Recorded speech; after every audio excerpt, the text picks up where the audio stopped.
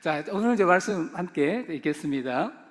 요한복음 4장 4절에서 14절에 있는 말씀인데 함께 교독하겠습니다. 제가 뒤에서 이렇게 PPT 띄워주시는 분하고 전혀 제가 교류를 지금 안 하고 있거든요. 그러니까 오늘 PPT가 굉장히 많은데 과연 따라올지 잘 모르겠습니다만은 다 은혜로 하시고 여러분의 말씀에 집중하시고 잘 맞으면 정말 잘했다 이런 마음으로 좀 보셨으면 좋겠습니다. 성경 읽겠습니다. 사마리아를 통과하여 하겠는지라 예레 있는 수가라 하는 동네에 야곱이 그 아들 요셉에게 준 땅에 가깝고 거기 또 야곱의 우물이 있더라. 예수께서 길 가시다가 피곤하여 우물 곁에 그대로 앉으시니 때가 6시쯤 되었더라. 사마리아 여자 한 사람이 물을 기르러 왔음에 예수께서 물을 좀 달라 하시니 이는 제자들이 먹을 것을 사러 그 동네에 들어갔음이러라. 사마리아 여자가 이르되 당신은 유대인으로서 어찌하여 사마리아 여자인 나에게 물을 달라 하나이까 하니 이는 유대인이 사마리아인과 상종하지 아니함이러라.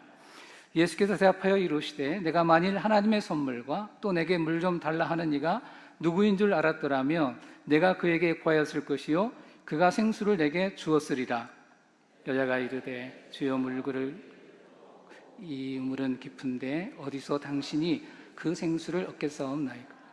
우리 조상 야곱이 이 우물을 우리에게 주셨고 또 여기서 자기와 자기 아들들과 짐승이 다 마셨는데 당신이 야곱보다 더 크니까. 그래서 대답하여 이 물을 마시는 자마다 같이 읽겠습니다. 내가 주는 물을 마시는 자는 영원히 목마르지 아니하리니 내가 주는 물은 그 속에서 영생하도록 솟아나는 샘물이 되리라. 아멘. 오늘 예배와 생수 이런 제목으로 말씀을 드리는데요. 예루살렘 성전을 중요하게 여기는 세 종교가 있습니다. 유대교와 기독교와 이슬람교입니다.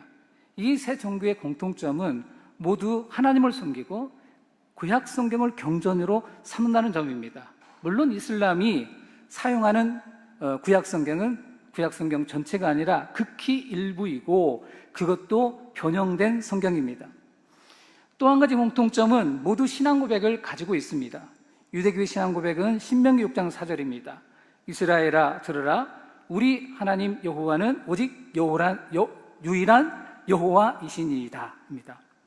이슬람의 신앙 고백은 알라 외에 다른 신은 없으며 무함마드는 알라의 예언자다입니다. 언젠가 제가 키르기스탄의 한 사원을 방문했습니다. 그것을 관리하는 이맘이 이 신앙 고백을 하지 않으면 사원을 관람할 수 없다는 말을 듣고 그냥 나온 적이 있습니다. 이슬람에서는 이 고백을 하면 다 이슬람 신도로 보고 있습니다. 기독교의 신앙 고백은 베드로의 신앙 고백이 대표적이죠. 주는 그리스도시요 살아계신 하나님의 아들입니다. 이 말을 약자로 표시한 것이 지금 강대상 앞에 새겨져 있는 익투스라는 단어로 물고기란 뜻입니다. 이 단어의 철자를 이용해서 이런 신앙 고백을 담았습니다. 예수는 그리스도이시고 하나님의 아들이시며 우리의 구세주이십니다. 예수스 그리스도스 테우 피오소테로스 이렇게 되어 있는 약자입니다. 복음서는요 이런 신앙 고백을 풀어서 설명한 내용입니다.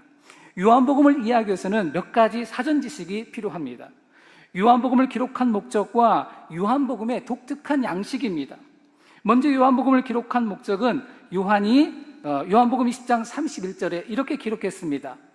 오직 이것을 기록함은 너희로 예수께서 하나님의 아들 그리스도이심을 믿게 하려 함이요 또 너희로 믿고 그 이름을 힘입어 생명을 얻게 하려 함이니라. 요한이 직접 밝힌 목적은 두 가지입니다. 첫째, 예수께서 그리스도이심과 하나님의 아들이심을 믿게 하는 것입니다. 두 번째, 그 예수님을 믿고 그 이름을 힘입어 생명을 얻는 것입니다. 따라서 우리는 요한이 글을 쓴 목적을 염두에 두고 읽고 이해해야 길을 잃지 않습니다. 이것에 따라 예수께서 행한 말씀과 표적을 이해하는 일이 필요합니다. 다른 한 가지는 예수님께서 말씀하시는 진의를 복음서 속의 사람들은 잘못 이해한다는 점입니다. 예를 들면 니고데모와의 대화에서 예수께서 거듭나지 아니하면, 다시 말하면 위로부터 나지 아니하면 하나님 나라를 볼 수 없다라고 말하니까 니고데모는 이렇게 말합니다. 사람이 어떻게 날 수 있습니까? 두 번째 모태에 들어갔다가 날 수 있습니까? 라고 묻습니다. 이런 식입니다. 예수님이 이로부터 나는 내용을 설명합니다. 사람이 물과 성령으로 나지 아니하면 하나님 나라에 들어갈 수 없다. 이런 식입니다. 예수의 말씀과 이를 이해하는 제자나 청중 사이에 이런 괴리가 있습니다. 오늘 읽은 내용에도 이런 내용이 나옵니다. 그것이 무엇인지 궁금증을 마음에 품고 따라오시기를 바랍니다. 오늘 저는 설교 제목을 예배와 생수라고 잡아보았습니다. 결론부터 말씀드리면 나는 예배를 통해 생수를 길어내고 있나? 라는 저의 고민이 담긴 제목입니다. 오늘 말씀을 통해 우리 예배를 돌아보시고 주님이 주시는 생수로 살아가는 여러분이 되기를 바랍니다. 요한복음 3장의 니고데모 이야기와 4장의 수가성 여인의 이야기는 하나의 짝과 같습니다. 요한은 니고데모 이야기를 통해서 아무리 탁월한 유대인이라 할지라도 하나님의 은혜가 없으면 하나님 나라에 들어갈 수 없다는 점을 가르칩니다. 그리고 오늘 수가성 여인을 통해서는 아무리 선한 사람이라 할지라도 하나님이 구원할 수 없는 사람은 없다는 말씀을 주십니다. 일반적으로 수가성 여인은 남편이 5이 있었고 지금 사는 남편도 남편이 아니라는 말 때문에 혹시 창녀가 아닌가 그런 의심을 받았습니다. 그 근거로 삼는 것이 6절에 나오는 6시라는 시간 때문입니다. 친절한 성경은 6시라는 시간은 유대의 시간이고 우리 시간으로 하면 12시라고 친절하게 설명해 주고 있습니다. 12시라는 시간은 사람들이 활동을 꺼리는 시간입니다. 너무 덥기 때문입니다. 이런 해석이 맞물려 12시의 우물을 찾는 여인에 대해서 부정적인 색깔을 덧씌웠습니다. 그 여인이 창기라는 분명한 지적이 없음에도 불구하고 창기일 가능성이 있는 것처럼 해석합니다. 그 근거가 6시라는 시간 때문입니다. 남들이 움직이지 않는 이런 시간에 물을 개려고 온 유일한 여인이기 때문입니다. 만일 6시가 결정적인 근거라면 이 여인은 대단히 억울합니다. 왜냐하면 그 6시가 12시가 아니라 우리가 사용하는 6시와 같은 시간일 수 있기 때문입니다. 그 근거는 이렇습니다. 요한복음, 같은 요한복음이죠. 19장 13절로 14절에 보면 예수님이 이른 아침에 빌라도에게 재판을 받습니다. 그런데 그 시간이 제6시입니다. 제가 읽어보겠습니다. 빌라도가 이 말을 듣고 예수를 끌고 나가서 돌을 깐 뜰에 있는 재판석에 앉아 있더라. 이날은 6월절의 준비일이요 때는 제6시라. 빌라도가 유대인들에게 이르되 보라 너희 왕이로다. 이 시간을 유대의 시간으로 환산해 12시로 보면 예수님은 십자가에 달린 채로 3시간이 지나 십자가 판결을 받은 것이 됩니다. 우리가 보는 개역개정 말고 세번역 성경은 이 두 부분을 이렇게 번역했습니다. 세번역 성경은 유대의 시간으로 보고 환산해서 기록했습니다. 요한복음 4장 6절 야곱의 우물이 거기 있었다. 예수께서 길을 가시다가 피로하셔서 우물가에 앉으셨다. 때는 오종쯤이었다. 요한복음 19장 13절입니다. 빌라도는 이 말을 듣고 예수를 데리고 나와서 리토스트론이라고 부르는 재판석에 앉았다. 그날은 6월절 준비일이고 때는 낮 12시쯤이었다. 빌라도가 유대 사람들에게 말하였다. 보시오, 당신들의 왕이요. 여러분 어떻습니까? 이 말을 그대로 우리가 본다면 예수님은 십자가에 달려서 3시간이나 지난 다음에 판결을 받습니다. 말이 안 되는 거죠. 그래서 예수님 당시의 로마는요, 오늘 지금 우리가 살고 있는 시대처럼 시간이 통일되지 않았습니다. 로마 언어권에 따라 로마어를 쓰고 있는 그 지역에서는요, 우리가 사용하는 시간과 동일한 시간을 사용을 합니다. 그 다음에 유대 문화권은 6시간을 시차를 두고 사용을 하고 있습니다. 제가 좀 최근에 사용하는 그 메모 성경이 있는데요, 부록에 이런 변화를 수용해서 기록해 놨습니다. 혹시 PPT 나오나요? 이게 굉장히 얇아가지고요. 사진을 찍으니까 저렇게 나왔는데, 보시면 빨간 줄 쳐진 곳이에요. 칸을 크게 3칸으로 나눠가지고 맨 왼쪽이 유대식 시간 사용입니다. 공간복음은요, 유대식 시간으로 되어 있어서 여기에 6시간을 추가를 해야 됩니다. 그 다음에 두 번째 있는 것은 요한복음입니다. 요한복음은 잘 보시게 되면 로마식이라고 써 있습니다. 동일합니다. 우리와 시간이 동일합니다. 그래서 잘 보시게 되면 제6시라고 쓰여 있는 맨 오른쪽에 어떤 성경 구절이 있냐면 요한복음 19장 14절이 있고요. 맨 아래줄에 보면 제6시하고 오늘 나오는 요한복음 4장 6절이 나와 있습니다. 그러니까 우리와 동일한 시간이라는 거죠. 그러니까 잘 생각해 보면 굉장히 쉽습니다. 아침에 눈을 딱 뜰 때, 그래서 해가 딱 뜰 때를 0시로 잡아서 하루를 12시간으로 계산하게 되면 유세식 시간이고요. 그렇게 하지 않고 정오에, 그렇죠? 막대기를 꽂아놓고 가장, 그죠? 그림자가 없을 때로 시작을 해서 0시로 잡게 되면 우리가 사용하는 시간입니다. 그런데 현대에 와서는 로마식 시간이 절대 다수가 되어서 지금 우리가 이런 그 차이가 있게 되는 것입니다. 자, 제자들이 먹을 것을 사러 갔다는 점도 저녁 6시일 가능성이 높습니다. 예수님 당시의 식사 관습은요, 오늘 우리처럼 삼시세끼를 꼬박꼬박 챙겨 먹던 시대가 아니었습니다. 세끼를 다 먹을 수 있는 시대는요, 그렇게 오래되지 않았습니다. 예수님 당시에도 제대로 된 식사는 저녁 한 끼입니다. 아침은 간단한 음식을 먹고 점심은 말 그대로 점만 찍고 넘어가는 식사입니다. 오직 저녁만이 느긋하게 제대로 된 식사를 했습니다. 마가복음 6장 35절 이하에도 제자들이 염려했던 식사는 점심이 아니라 저녁이었습니다. 때가 저물어 가매 제자들이 예수께 나와 여짜오되 이곳은 빈들이요 날도 저물어 가니 무리를 보내어 두루 촌과 마을로 가서 무엇을 사 먹게 하옵소서. 사람들이 저녁을 먹지 못하면 하루 동안 굶은 것과 같습니다. 제자들이 염려했던 이유입니다. 제자들이 먹을 것을 구하러 간 이유 중 하나는 사마리아 사람들이 유대인들에게 숙소를 제공하지 않는 것이 그 이유가 될 것입니다. 예수님과 제자들은 준비한 저녁 식사를 마치고 그곳에서 노숙할 계획이었습니다. 뒤에 사마리아 사람들이 예수님 일행이 자기들과 함께 머물기를 청한 일은 대단히 이례적인 일입니다. 그 일은 여인의 이야기를 듣고 예수님을 그리스도로 믿은 이후의 일입니다. 자, 그러면 29절에 나오는 여인이 했던 말, 내가 행한 모든 일을 어떻게 이해해야 될까요?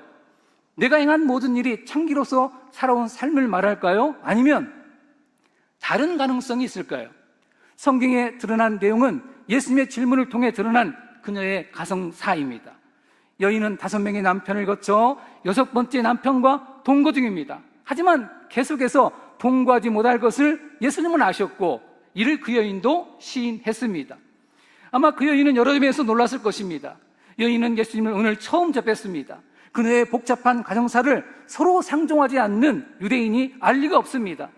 더 놀란 것은 현재 사는 남편에 대해 가진 여인의 마음까지 읽어낸 것입니다.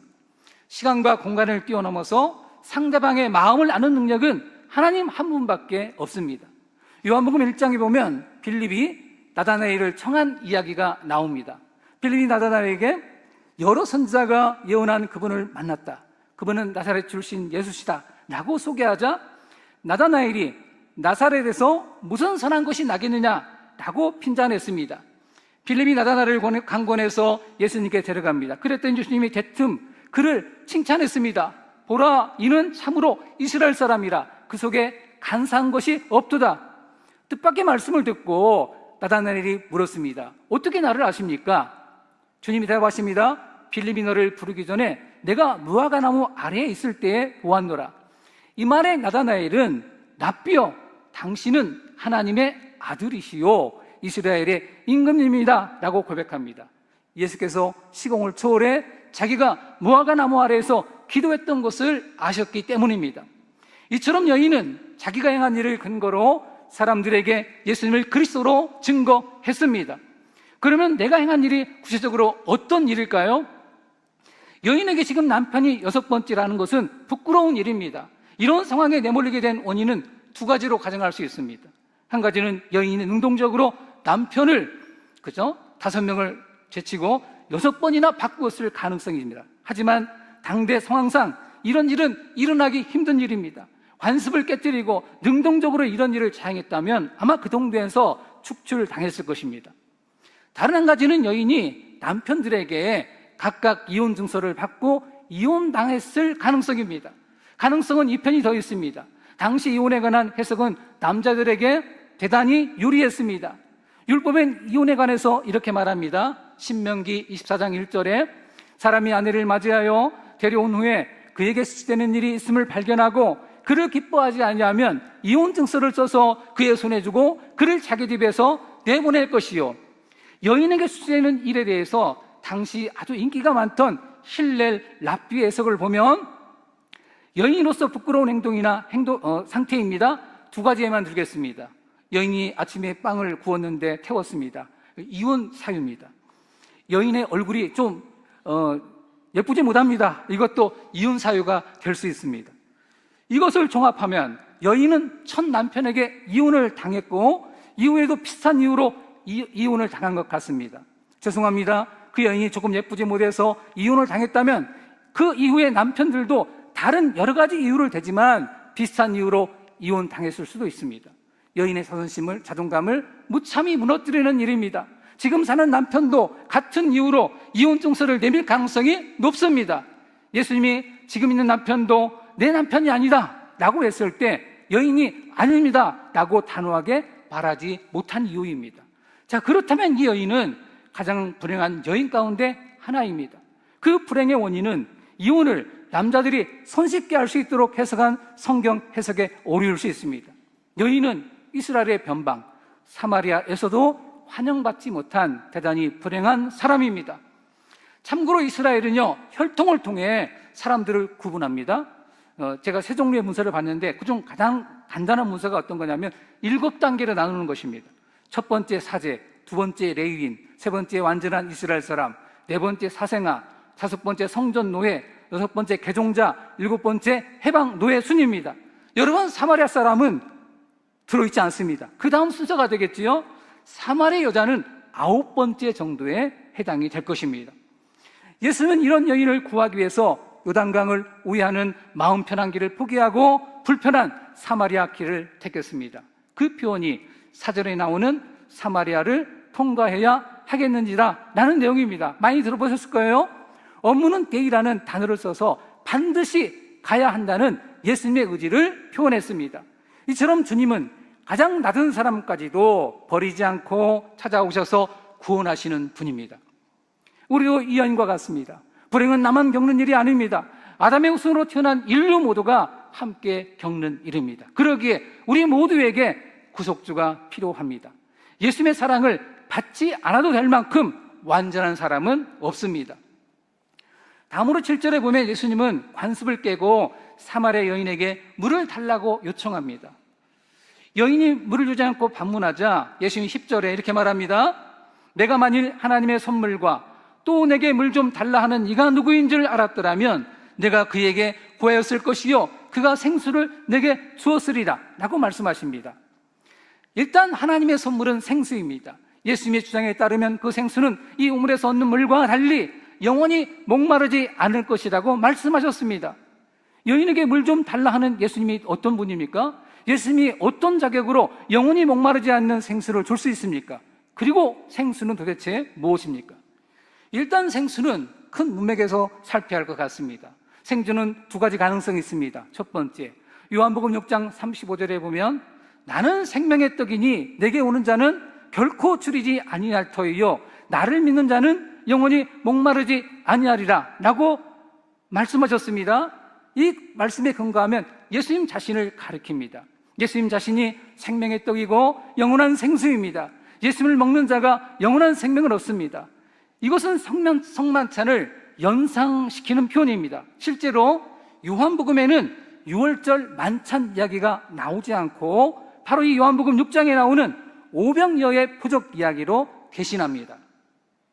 다른 한 가지는 요한복음 7장에 나오는 생수 이야기입니다. 초막절 절기에는 두 가지 행사가 있습니다. 한 가지는 성전 네모 퉁에 등불을 밝히는 것입니다. 그리고 실로암 못에 가서 물을 길어서 번제단을 청소하며 1년에 한 차례죠. 축복을 기원하는 행사입니다. 축복의 내용은 내년에도 비를 주시어 우리에게 풍년이 되게 해달라는 기원과 그리고 하나님이 종말에 하나님 백성들에게 성령을 물 붓듯이 부어주시라고 약속하셨는데 그 약속을 좀 이뤄달라는 그런 기원입니다. 예수님은 이런 현장에서 초막절 절기에 참석하는 자에게 성령을 주는 것이 아니라 나를 믿는 자, 즉 예수님을 그리스도와 하나님의 아들로 믿는 자가 그 배에서 생수의 강이 흘러나오리라고 가르치십니다. 그리고 요한은 7장 39절에서 이는 그를 믿는 자들이 받을 성령을 가리켜 말씀하신 것이라 설명을 덧붙입니다. 이 두 가지를 종합해보면 생수는 예수님을 그리스도와 하나님의 아들로 믿는 자에게 주시는 성령을 말합니다. 이때 성령은 믿는 자 안에서 영생을 누리며 살도록 우리를 인도하십니다. 지금까지 유대인들은 생명은 하나님만 주시는 것으로 알았습니다. 사탄이 인간보다 능력이 탁월해도 생명만큼은 줄 수 없습니다. 예수께서 나를 믿는 자에게 영원한 생수, 영생을 주시겠다는 이야기는 자신이 하나님이라는 주장과 같습니다. 예수가 정말 그런 분입니까? 예수는 우리가 존경하는 4대 성인 중 한 분이 아닙니까? 여러분, 아닙니다. 예수님은 4대 성인의 범주를 넘어서는 분이거나 사기꾼 중 하나입니다. 오늘 본문에서 그 답을 찾아보겠습니다. 수가성 여인과 예수님은요, 예배에 관련해 이야기를 나누었습니다. 예배에 관련해서는 조금 뒤에 말씀드리겠습니다. 예배 이야기 끝에 여자는 25절에서 메시아 곧 그리스도라 하는 이가 오실 줄을 내가 아노니 그가 오시면 모든 것을 우리에게 알려주실 것입니다 라고 말합니다. 그러자 주님께서 26절에서 내가 그다 라고 대답하셨습니다. 선문답 같은 이 말을 이해하려면 구약성경의 예언에 대한 약간의 이해가 필요합니다. 먼저 신명기 18장 18절에 보면 호렙산에서 불 가운데 하나님께서 음성으로 율법을 선포하시는 내용을 백성들이 두려워서 듣지 못했습니다. 백성들이 두려움에 떨자 하나님께서 말씀하시는 내용입니다. 내가 그들의 형제 중에서 너와 같은 선지자 하나를 그들을 위하여 일으키고 내 말을 그 입에 두리니 내가 그에게 명령하는 것을 그가 우리에게 다 말하리라. 이것은 하나님께서 종말에 모세와 같은 선지자 하나를 보내 하나님의 말씀을 알아듣도록 가르쳐 모두가 하나님 말씀을 알고 구원에 이르게 할 것이라는 그런 예언입니다. 이스라엘에는 공식적으로 두 가지 메시아 사상이 있습니다. 하나는 다윗과 같은 메시아입니다. 이 메시아는 다윗의 아들로 성전을 짓고 영원토록 나라를 통치하는 왕 메시아입니다. 다른 한 메시아는 모세와 같은 메시아입니다. 종말의 모세와 같은 메시아가 오셔서 모든 이스라엘 백성이 율법을 깨닫도록 알려주어 율법을 잘 지켜 하나님 나라를 세울 것이라는 예언입니다. 이 예언에 근거해 유대 회당에는 모세의 자리가 따로 마련되어 있습니다. 마태복음 23장 2절에 나오죠. 이것은 아무나 사용할 수 없고 종말에 모세와 같은 메시아가 오셔서 강론할 자리입니다. 그런데 참고로 이 자리를 서기관에게만큼은 허용합니다. 당시 사람들이 서기관을 얼마나 존경했는지 알 수 있는 증거입니다. 제가 언젠가 그 유대인의 그 드라마를 좀 봤는데요. 유대인 드라마, 현대 그 드라마인데요. 봤는데 거기 보니까 서기관이 뭐 하고 있냐면, 여러분 잘 들어보세요. 정신 바짝 차려야 됩니다. 서기관이요, 죽은 사람들 다 이렇게 일렬로 쫙 서 있어가지고 서기관이요 거기서 이렇게 너는 지옥, 너는 천국 이렇게 나누더라고요. 알겠죠? 그런 정도로 존경합니다. 서기관에 대해서. 사람이 율법을 너무 잘하니까 율법에 따라서 너는 지옥, 너는 천국 이렇게 한다고 말합니다. 자, 예수님이 사마리아 여인에게 대답한 내가 그다라는 발언은 1차적으로 내가 하나님의 뜻을 알려주는 모세와 같은 메시아다라는 의미입니다. 하지만 이렇게만 보면 문제가 발생합니다. 모세와 같은 메시아는 앞서 언급한 영생을 주거나 성령을 보낼 수 없습니다. 그것은 하나님의 영역입니다. 인간 누구도 성령을 파송할 수는 없습니다. 내가 그라는 다른 본문이 필요합니다. 신명기 32장 39절에 그와 관련된 내용이 나옵니다. 먼저 그 본문을 제가 읽겠습니다. 이제는 나 곧 내가 그인 줄 알라. 나 외에는 신이 없도다. 나는 죽이기도 하며 살리기도 하며 상하게도 하며 낫게도 하나니 내 손에서 능히 빼앗을 자가 없도다. 여러분, 이 말씀은 모세가 마지막으로 이스라엘 백성들에게 유언처럼 예언한 내용입니다. 하나님께서 이스라엘 백성을 광야에서 어떻게 인도하셨는지 언급하고 다른 신들을 좇지 말 것을 경고하십니다. 그리고 오직 내가 그인 하나님만이 참신이고 그 하나님만이 사람을 살리기도 하고 죽이기도 하신다는 점, 또 그 하나님의 손에서 누구도 하나님 백성을 빼앗을 자가 없다는 내용을 강조했습니다. 예수께서 언급하신 내가 그라는 발언에는 이 내용이 함축되어 있습니다.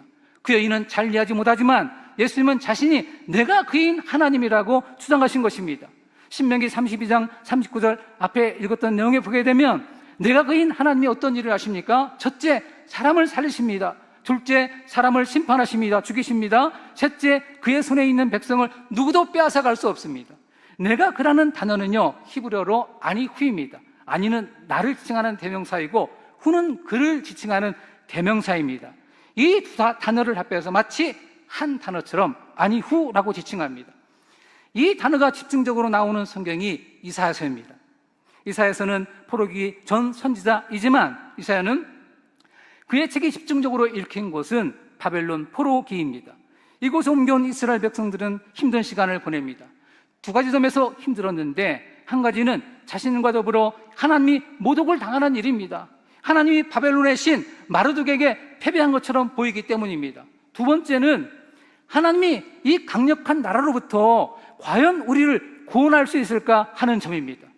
예레미야서에서 70년 이후에 돌아오게 하겠다는 언약을 주셨지만 현실은 그런 조짐이 전혀 보이지 않습니다. 이런 상황에서 이스라엘 백성들은 이사야서의 이런 부분을 읽습니다. 이사야 41장 4절부터 해서 48장 12절 13절까지 나옵니까? 예, 그러면 이제 여러분의 목소리를 한번 읽어보겠습니다. 시작.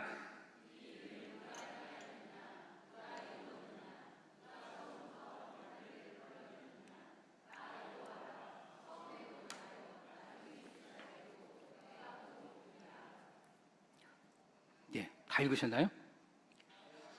예.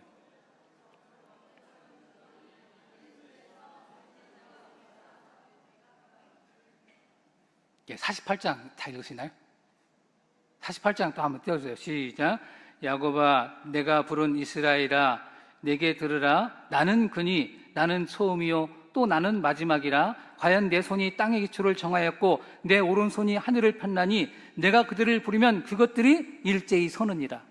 여기에 나오는 아니후, 내가 그인 분은 태초부터 계신 창조주 하나님을 말합니다. 이스라엘의 하나님이 마르둑에게 패배의 이곳으로 옮겨온 게 아닙니다. 이스라엘의 하나님은 창조주 하나님이십니다. 하나님이 이곳으로 옮겨온 것은 그의 자유로운 결정입니다. 하나님은 이스라엘 땅에서만 하나님이 아니라 옮겨온 바벨론에서도 여전히 하나님이십니다. 그 근거가 무엇입니까? 바로 창조입니다. 하나님이 온 세상을 창조하셨기에 바벨론에서도 그 주권을 행사할 수 있습니다. 그 창조주 하나님이 이스라엘을 심판하셨지만 돌이키면 구원하시겠다는 것입니다. 그 하나님이 이름이 무엇입니까? 아니후, 내가 그인 하나님이십니다. 예수께서 수가성 여인에게 대답하며 사용하신 이름이 바로 그 아니후입니다. 정말 예수님이 그런 분일까요? 예수님이 정말 창조주로서 내가 그인 하나님일까요? 만일 예수께서 사람을 살리시고 심판하기도 하시며 하나님 백성을 끝까지 보호할 수 있다면 예수님의 말씀은 거짓이 아닙니다. 예수님이 말씀하신 내용이 사실인지 살펴보겠습니다. 요한복음 8장 28절을 제가 읽겠습니다. 예수께서 이르시되 너희가 인자를 둔 후에 내가 그인 줄을 알고 또 내가 스스로 아무것도 하지 아니하고 오직 아버지께서 가르치신 대로 이런 것을 말하는 줄로 알리라. 요한복음 1장입니다. 1절로 3절을 같이 읽겠습니다. 시작. 태초에 말씀이 계시니라. 이 말씀이 하나님과 함께 계셨으니 이 말씀은 곧 하나님이시니라. 그가 태초에 하나님과 함께 계셨고 만물이 그로 말미암아 지은 바 되었으니 지은 것이 하나도 그가 없이는 된 것이 없느니라. 여기서 말씀은 예수님을 지칭하는 용어입니다. 말씀이신 성자 하나님이 태초에 하나님과 함께 계셨고 만물을 창조하셨다는 내용입니다. 이 하나님을 이사야서에서는 내가 그 곧 아니후인 하나님이라고 표현했습니다. 아니후인 하나님은 창조주로서 이스라엘을 심판해 바벨론의 포로가 되게 하셨지만 구속주로서 이스라엘을 구원해 이스라엘 땅으로 돌아오게 하십니다. 예수님이 아니후로서 첫째 사람을 살리고 둘째 사람을 심판하고 셋째 그의 백성을 끝까지 지키실까요? 요한복음 21장 5장 21절로 22절입니다. 아버지께서 죽은 자들을 일으켜 살리신 같이 아들도 자기가 원하는 자들을 살리느니라. 아버지께서 아무도 심판하지 아니하시고 심판을 다 아들에게 맡기셨으니, 예수님도 여호와 하나님이 아시는 일, 즉 사람을 살리기도 하고 죽이기도 하십니다. 예수님은 창조주로서 사람을 살리기도 하시고 심판주로서 죽이기도 하십니다. 요한복음 10장 28절로 30절에 보면 이렇게 말합니다. 내가 그들에게 영생을 주노니 영원히 멸망하지 아니할 터이요 또 그들을 내 손에서 빼앗을 자가 없느니라. 그들을 주신 내 아버지는 만물보다 크심에 아무도 아버지 손에서 빼앗을 수 없느니라. 나와 아버지는 하나이니라. 주님 우리에게 영생을 주십니다. 주님이시는 영생을 누구도 빼앗을 수 없습니다. 주님이 창조주이시기 때문입니다. 우리의 구원이 흔들리지 않는 이유입니다. 따라서 예수님이 여인을 향해 내가 그다 라고 대답하신 것은 내가 하나님 아버지와 하나인 아들 하나님이다 라는 주장을 하신 것입니다. 그 결정적인 장면이 지난번에 유재영 목사님께 설교하신 그 본문입니다. 요한복음 18장 4절로 6절 읽겠습니다. 시작. 예수께서 그 당할 일을 다 아시고 나아가 이르시되 너희가 누구를 찾느냐 대답하되 나사렛 예수라 하거늘 이르시되 내가 그니라 하시니라. 그를 파는 유다도 그들과 함께 섰더라. 예수께서 그들에게 내가 그니라 하실 때에 그들이 물러가서 땅에 엎드러지는지라. 예수께서 아니후라고 말씀하시자 체포하러 사람들이 신 앞에 굴복하듯이 땅에 엎드러집니다. 예수께서 신의 영광을 드러내셨다고 볼 수 있습니다. 여러분은 예수님을 어떤 분으로 믿으십니까? 예수님은 우리를 살리기도 하시고 죽이기도 하시는 분입니다. 누구도 예수님의 손에서 하나님 백성인 우리의 신앙과 생명을 빼앗아갈 자가 없습니다. 우리 인생 안에 여러 부침이 있지만 이것만은 흔들리지 말고 붙드셔야 합니다. 마지막 주제입니다. 영과 진리로 드리는 예배입니다. 현재 예배를 하나님과의 교제라고 생각하고 접근하겠습니다. 생텍쥐베리의 어린 왕자에 보면 어린 왕자가 여우를 만난 이야기가 나옵니다. 교제와 관련된 내용에 있어서 잠깐 소개하겠습니다. 제가 읽겠습니다. 그대로 제가 따온 거예요. 길들인다는 게 뭐지? 그건 사람들이 너무나 잊고 있는 건데 그건 관계를 맺는다는 뜻이야. 관계를 맺는다고?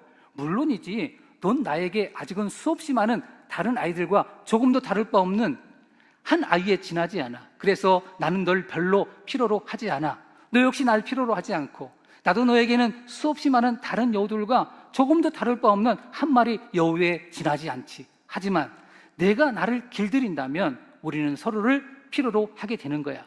너는 내게 이 세상에서 하나밖에 없는 존재가 되는 거. 난 내게 이 세상에서 하나밖에 없는 존재가 될 거고. 이것은 사람과 짐승이 교제하는 방법입니다. 사람과 짐승은 길들이는 방법으로 교제합니다. 여러분이 애완묘를 길들인 것을 생각해 보십시오. 길들이기까지는 시간과 애정이 필요합니다. 짐승을 길들일 때면 짐승이 이해할 수 있는 방식으로 접근합니다. 짐승이 이해할 수 있는 방식으로 뜻을 전달합니다. 다시 어린 왕자의 한 부분을 인용하겠습니다. 누구든 자기가 길들인 것 밖에는 알지 못하는 거야. 여우가 말했어. 사람들은 이제 시간이 없어서 아무것도 알지 못하게 되었어. 상점에 가서 다 만들어진 물건들을 사는 거야. 하지만 친구를 파는 상점은 없으니까 사람들은 이제 친구가 없어. 친구를 갖고 싶으면 나를 길들여줘. 어떻게 하면 되는 건데? 아주 참을성이 많아야 해. 여우가 대답합니다. 우선 내게서 좀 떨어져서 이렇게 풀밭에 앉아 있어. 내가 곁눈지로 너를 슬쩍 바라볼 거야. 그러면 넌 아무 말 하지 말고 가만히 있어. 말은 오해를 낳는 거니까. 하지만 넌 날마다 조금씩 더 가까이 다가앉게 될 거야. 여러분, 짐승은 우리의 말이 아니라 우리 행동을 보고 자기를 해치지 않을 친구로 받아들입니다. 사람에게 옆자리를 내어주고 사람 역시 자기 옆자리를 내어주는 것입니다. 이것은 해치지 않을 것이라는 믿음이 전제되어야 가능합니다. 하나님과의 교제도 마찬가지입니다. 하나님과의 교제, 즉 예배도 하나님을 알고 신뢰하는 것이 핵심입니다. 예수님은 요한복음 17장 3절에서 영생은 곧 유일하신 참 하나님과 그가 보내신 자 예수 그리스도를 아는 것이라고 말하십니다. 써있죠. 히브리어도 있고 헬라도 써있고. 핵심은 어떤 거냐면 이 안다라고 말하는 야다라는 단어는요, 서로를 의탁하며 사는 부부 관계에서 쓰는 말입니다. 아는 것의 핵심은 상대방을 신뢰하며 자기의 전부를 맡기는 것입니다. 이럴 때 하나님이시는 영생을 누릴 수 있습니다. 알면은 시간이 필요하고 절차가 필요합니다. 하나님께 나아갈 때는 하나님이 이해하는 방식, 하나님이 인정하는 방식으로 우리가 나아가야 합니다. 그 방식이 바로 예배입니다. 우리는 예배의 방식으로 하나님과 교제합니다. 이제 오늘 여인과 나눈 핵심 주제인 영과 진리로 드리는 예배에 대해서 말씀을 드리겠습니다. 여인은 남편을 데려오라는 뜻밖의 질문을 받고 당황합니다. 예수님이 내게 남편이 다섯이 있었고 지금 있는 자도 내 남편이 아니라는 말에 더 크게 당황합니다. 이런 내밀한 부분을 아는 사람은 여인의 판단에선 선지자밖에 없습니다. 여인이 말합니다. 주여, 내가 보니 선지자로소이다. 여인은 갑자기 주제를 바꾸어 이야기를 나눕니다. 요한복음 4장 20절, 우리는 이 산, 즉 그림심산에서 예배합니다. 당신들의 말은 예배할 곳이 예루살렘에 있다 하더이다. 왜 여인이 주제를 바꾸었을까요? 한편으로는 예수님이 곤란한 문제, 즉 가정사를 다루었기 때문일 수 있습니다. 즉 문제를 대표하기 위해서 선지자가 좋아할 만한 다른 이야기를 꺼낸 것일 수 있습니다. 하지만 다른 관점에서 보면 이 질문은 평소에 누군가에게라도 꼭 묻고 싶었던 질문일 수 있습니다. 여인으로서 남편을 6번이나 바꾸어 사는 것은 견딜 수 없는 일입니다. 명예를 중시하는 고대 사회에서 여인의 삶은 살아도 산 것 같지 않은 비참한 삶입니다. 이런 삶으로 살기까지 물론 자기의 실수도 있었겠지만 그것보다는 나의 의사와 관계없이 내팽개쳐진 그런 상황도 있습니다. 하나님께 자기의 어려움을 하소연하거나 아니면 원망이라도 하고 싶지 않았겠습니까? 갑자기 예배드릴 장소를 언급한 이유 가운데 하나도 여기 있다고 생각합니다. 왜 내게 이러한 기구한 삶을 주셨습니까? 하나님께 묻고 싶은 마음입니다. 여인의 속내를 다 말하기 전에 예수님이 말씀하십니다. 요한복음 4장 23절과 24절을 함께 읽겠습니다. 시작.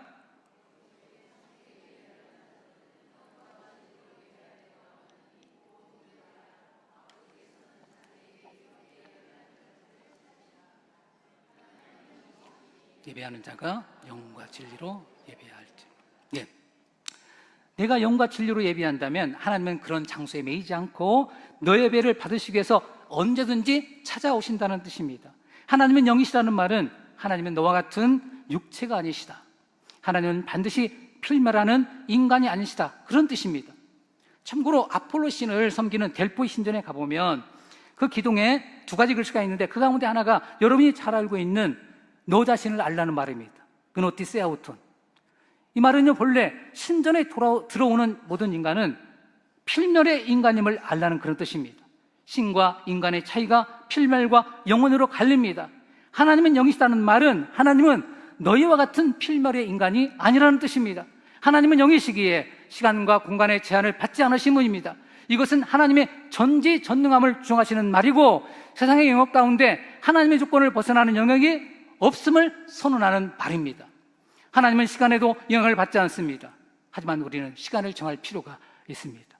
어린 왕자에서 여우는 다음날 찾아온 어린 왕자에게 이런 이야기를 합니다. 같은 시간에 왔으면 더 좋았을걸. 여우가 말합니다. 가령 내가 오후 4시에 온다면 나는 3시부터 벌써 행복해지기 시작할 거야. 시간이 갈수록 나는 점점 더 행복해지겠지. 4시가 되면 나는 벌써 흥분해서 안절부절 못할 거야. 그래서 행복이 얼마나 값진 것인가를 알게 되겠지. 그러나 내가 시간을 정하지 않고 아무 때나 오면 나는 몇 시부터 마음을 곱게 담장해야 되는지 통 알 수가 없잖아. 그래서 의식이 필요한 거야. 의식이 뭐지? 어린 왕자가 물었습니다. 그것도 사람들이 너무나 잊고 있는 것이지. 여호가 말합니다. 어떤 날이 다른 날들과 어떤 시간이 다른 시간들과 다르게 만드는 게 의식이야. 여러분, 시간을 정하는 것은 서로에게 준비할 시간을 줍니다. 시간을 정하는 것은 뜸을 들이는 것처럼 그 만남을 더 깊게 만드는 것입니다. 여러분도 교제하실 때 생각해 보십시오. 사전에 나가 기다리는 시간은 낭비하는 시간이 아니라 만남을 더 깊어지게 하는 시간입니다. 그 시간은 만날 대상을 생각하며 가슴 졸이는 시간이고 가슴 뛰는 시간입니다. 저는 이 내용을 보면서 내가 예배를 드릴 때 가슴 뛰는 시간인가, 나를 만나러 오시는 하나님도 같은 마음일까, 그런 생각을 해보았습니다. 예배를 기뻐하고 기대하는 마음으로 준비하면 하나님도 크게 기뻐하시고 기대하실 것이라고 생각합니다. 영신 하나님께 예배 드리는 방식은 영과 진리입니다. 하나님은 우리가 말로 하는 립서비스가 아니라 영과 진리로 드릴 때 우리가 드리는 예배를 받으십니다. 영은 성령을 가리키고요, 진리는 그림자나 모조품의 반대인 실체를 뜻합니다. 성령과 진리라는 말은 성령이 가져다주는 그 실체를 뜻합니다. 예루살렘 성전에서 예배하는 것이나 그린산에서 예배하는 것은 종말의 실체가 오기 전에 모조품 예배에 불과합니다. 이제 예수께서 성령에 의한 실체 예배를 여시겠다는 뜻입니다. 영과 진리로 예배드리는 사람은 일단 성령의 인도를 받으셔야 됩니다. 성령의 인도를 받으려면 성령으로 거듭나야 합니다. 성령이 하시는 일 가운데 가장 중요한 일은 거듭나게 하는 일입니다. 여러분이 예수님을 주와 그리스도로 영접했다면 여러분 다 거듭난 사람들입니다. 성령으로 거듭나지 않고는 예수님을 주님과 그리스도로 고백할 수 없기 때문입니다. 이렇게 거듭난 사람들은 누구의 말을 들으며 살아야 됩니까? 주 대신 예수 그리스도와 성령의 말씀을 듣고 순종해야 합니다. 구약율법을 지키는 유대인, 그린심에서 예배하는 사마리아인과 예수님의 가르침을 받는 우리에게는 차이가 있습니다. 유대인과 사마리아인은 돌비에 새긴 율법을 지키는 사람들입니다. 그리스도인은 신비에 새긴 하나님의 계명을 지키는 사람입니다. 진리이신 예수님은 우리의 마음의 동기까지 묻는 분입니다. 하나님께 예배하는 자들은 하나님이 이런 분인 줄 알고 예배드려야 합니다. 참 힘든 말씀이죠. 따라서 온전한 예배는 사실은 이 땅에서 드릴 수 없습니다. 온전한 예배를 드리려면 내가 온전히 성숙해야 하고 사단의 미혹을 받지 않는 환경이 되어야 온전한 예배를 드릴 수 있습니다. 이것은 하나님 나라가 완성될 때 가능한 예배입니다. 그렇다고 온전할 때만 바라보고 책임 예배를 포기하라는 말은 아닙니다. 하나님은 우리가 부단히 노력하다 실패해도 그 실패한 예배도 받으십니다. 성령은 말할 수 없는 탄식으로 우리가 온전히 예배하는 자가 되기를 원하며 우리를 대신해 기도하십니다. 예수 그리스도는 매번 실패하는 우리를 위해 하나님 보좌 우편에서 중보자 역할을 다하십니다. 그러니 여러분 낙심하지 마시고 마음을 고쳐먹고 기뻐 뛰는 마음으로 다시 예배를 드리셔야 됩니다. 이렇게 할 때 하나님은 예배를 통해 오늘 우리에게 필요한 생수를 공급하십니다. 그리스도인은 성령의 샘에서 물을 길어야 합니다. 성령의 샘은 오늘 우리가 드리는 예배 속에서 가장 힘차게 생수를 공급합니다. 이 물을 마셔야 영원한 하나님 백성으로 살아갈 수 있습니다. 정리합니다. 오늘 말씀 속의 주님은 제2의 모세가 아니라 죽이기도 하시고 살리기도 하시는 주님, 자기 백성을 하나도 빼앗기지 않는 창조주이십니다. 그 주님이 이스라엘의 변방 중에 변방에 있는 여인을 찾아 구원하셨습니다. 이 여인은 이스라엘의 서열상 맨 끝자리에 있는 인물입니다. 이 여인을 구하시는 일은 주님이 주님의 백성을 한 명이라도 잃지 않는 분임을 증명하신 일입니다. 그 주님이 우리를 찾으셨습니다. 우리는 수가성 여인보다 사실은 더 멀리 떨어진 사람들입니다. 우리는 이스라엘 수에 들어가지 못할 뿐만 아니라 하나님의 형상을 잃어버려 짐승처럼 취급받던 이방인들입니다. 주님은 이런 우리도 구원하셨습니다. 유한한 인간 안에 무한한 성령님이 들어오셨습니다. 우리는 생수의 근원인 성령을 모시고 사는 사람이 되었습니다. 이것은 신비입니다. 성령이 우리 안에 계시기에 우리는 영과 진리 예배, 진정한 예배를 하나님께 올려드릴 수 있습니다. 하나님을 예배하는 사람은 하나님을 만나기 위한 준비가 필요합니다. 가장 존귀한 분을 만나는 만큼 몸도 마음도 잘 준비되어야 합니다. 가장 중요한 일은 하나님을 하나님으로 인정하는 일이고 더불어 하나님 앞에 있는 나의 신분을 인정하는 일입니다. 나는 필멸의 인간입니다. 우리는 감사와 찬양으로 하나님께 나아가 예배합니다. 그리고 주님의 말씀을 경청해서 듣습니다. 들은 말씀을 그대로 실행하기 위해 최선을 다합니다. 하나님 말씀을 무겁게 경청하고 실행하는 것이 오늘 예배자의 모습입니다. 그렇게 할 때 우리는 하나님의 샘, 성령의 샘에서 영원히 목마르지 않는 물을 공급받을 수 있습니다. 저는 여러분이 공적인 예배에서 그리고 개인적인 묵상 시간을 통해 이 물을 공급받기를 기대합니다. 더불어 하나님의 자녀가 되고 종이 되어 주님을 대신해 잃어버린 죄 백성을 모으는 일에 최선을 다하는 여러분이 되기를 간절히 기원합니다. 기도하겠습니다.